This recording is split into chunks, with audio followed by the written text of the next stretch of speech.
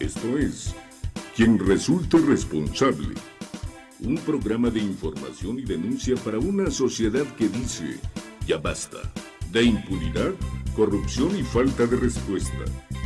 Federico Mayorga y un grupo de profesionales de la comunicación presentan temas de actualidad, análisis y entrevistas a personajes de la vida pública. Quien resulte responsable. Periodismo de investigación, crítica y denuncia, sin censura. Ganadores del Premio Nacional de Periodismo en la categoría Denuncia Ciudadana. Buenas noches, gracias por acompañarnos a una edición más de Quien Resulte Responsable. Periodismo de investigación, crítica y sin censura. A nombre de nuestro director general Federico Mayorga, les damos la más cordial de las bienvenidas. El día de hoy se conmemora, más bien se recuerda la partida del expresidente de Israel, Shimon Peres. Pero ¿qué significó Shimon Peres para Israel? Israel es parte del Estado palestino, en el cual en 1947 las Naciones Unidas, después de la Primera Guerra Mundial, se acuerdan de aquel holocausto terrible que sufrieron los judíos de manos de los nazis, de los alemanes. Esto obviamente obligó a la comunidad internacional a crear un Estado para el Estado judío. Y este Estado para el Estado judío fue creado precisamente en la parte de Palestina. Se dividió Palestina en dos, esto es Israel por un lado y Palestina por el otro. Posteriormente Israel se declara un Estado independiente y empiezan los conflictos entre los estados árabes que son sus colindantes en el país, sus vecinos.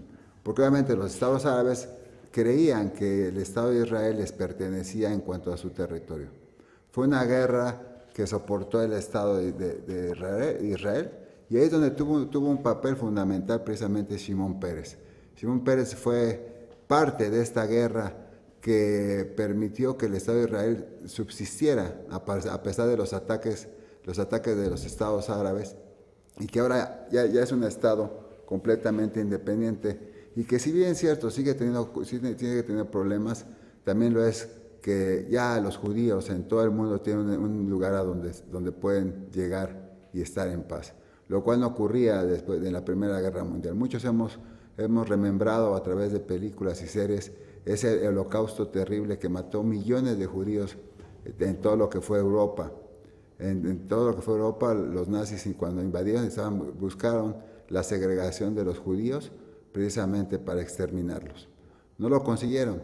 Triunfó la coalición de naciones, este es Estados Unidos, Rusia, Gran Bretaña y otros países poderosos que se enfrentaron a los nazis, triunfaron. Y después del triunfo vinieron los famosos juicios contra los asesinos nazis y posteriormente vino y se formó el Estado de Israel. Entonces, vaya nuestra condolencia a todos los judíos que habitan en este país, en este estado, que aquí tenemos algunas comunidades judías en Morelos, que principalmente son asentamientos de fin de semana, pero nos visitan y son parte de nuestra geografía y de nuestra historia. Y el día de hoy, precisamente en ese tema, Israel rinde su último tributo a Shimon Peres.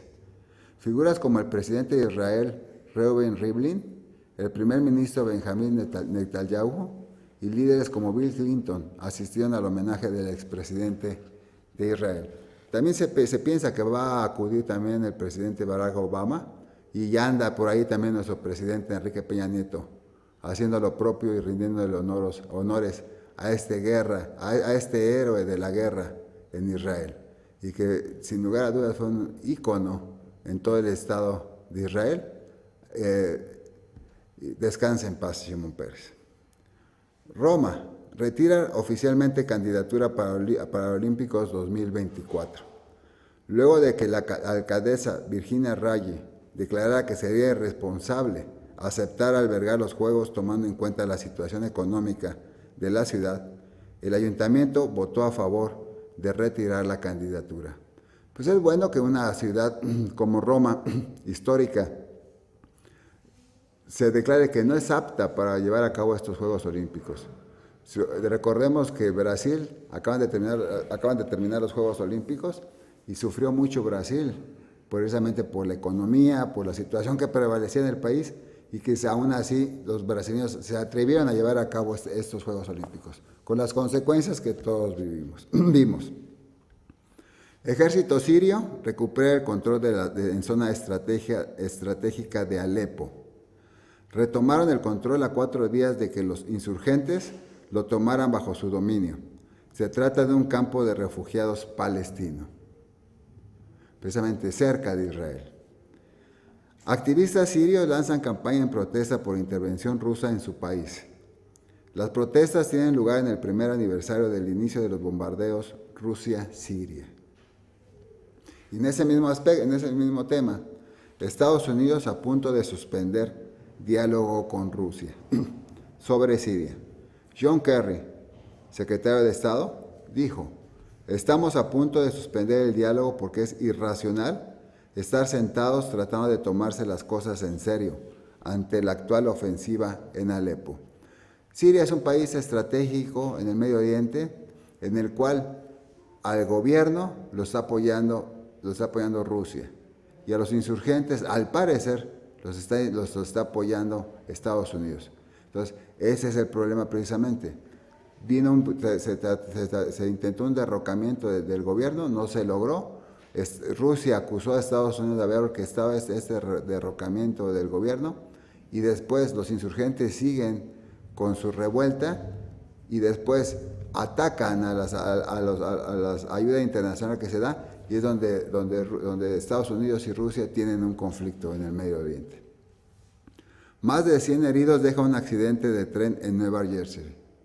Aparentemente el tren no se detuvo a su llegada a la estación y se empotró contra las instalaciones. Se confirma un muerto.